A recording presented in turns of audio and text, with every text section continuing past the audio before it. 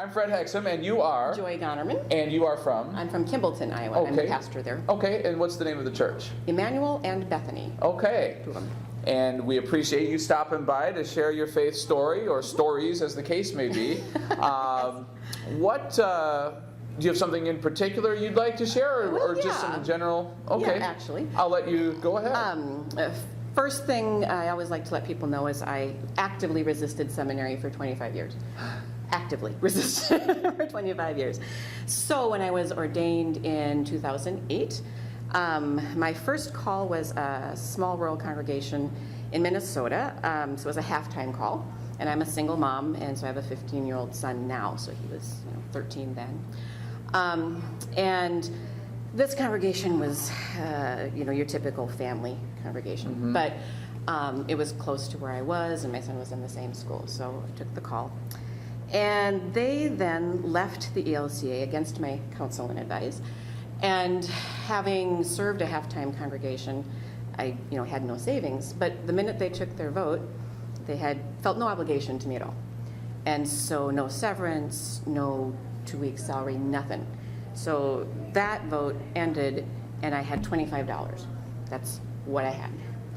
And it made my son very angry, because he knows that I'm called to do this, and that we're working for God, for Pete's sake, and how could God let this happen, right? Where we had nothing.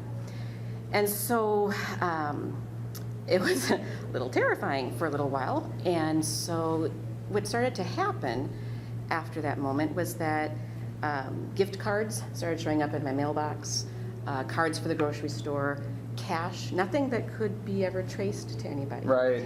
But people stepped up the way community is supposed to work. Mm-hmm. And through this, I got kind of a job with the census and was able to make ends meet. But then I wrote something for the Lutheran, would have been probably in July of, or maybe June of last year, on Blessed Are the Poor, from that perspective. And as soon as that went out, then checks started coming from all over the place. And what happened then, of course, was that my son's understanding of what it means to be a community in Christ made sense to him again. Mm-hmm. And, were it not for the generosity and the kindness of total strangers, mm-hmm. We would have been completely destitute.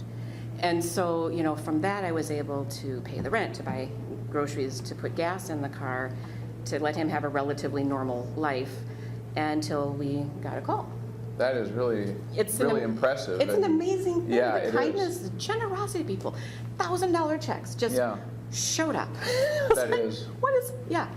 And what's great about that is then my son knows what enough looks like, right? Mm-hmm. But he also knows what abundance looks like. Mm-hmm. And even in extreme poverty, you can have abundance. And he still doesn't want to be a pastor. He's terrified of that. Most of us are. But he understands what community looks like, and that it's based in abundance, even if we don't have much. Now you got a call to Iowa. A full-time call. Okay. And what's really interesting is that because of our financial situation, we were living in this little hovel, basement apartment kind of place, mm-hmm. and the parsonage where we live now, the garage is literally larger than the house where we lived. So it's really weird. We don't have enough furniture, but that's okay. But he has a room he can devote to Lego, which is really important to him. And we have this house that helps him understand what normal can look like, because mm-hmm. his frame of reference is very different. Yeah.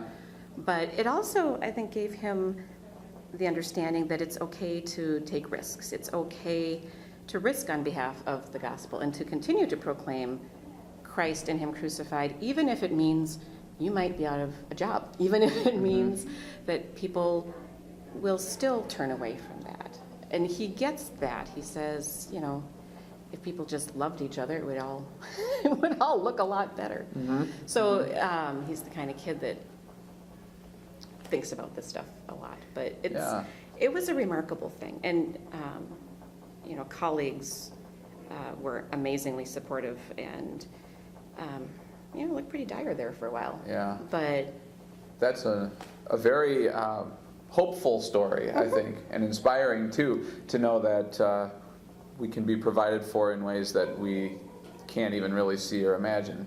And to let people know that just, a gas card for $20 can change somebody's life. It doesn't have to be a $1,000 check. It can simply mean that people know that you're in trouble and that they care. And it's much easier to pay it forward that way. When we know what enough looks like, we can see the abundance that we have to share. And I just think people sometimes look at community and helping people in trouble as being just too big and too hard, and that it's just too big a problem. But a $20 card for Cub Foods or something can really change someone's life, not just for their meal, but that they know they're not alone and that they're seen. And that, I think, is the biggest issue with poverty, is that it's really easy to pretend they're not there. And that's isolating in big ways. Yeah. Well, thank you so much for sharing with us. I really appreciate you coming by, and I know many people will be blessed by your stories. Sure. Peace be with you. Yes, and peace be with you. Thank you. Yep.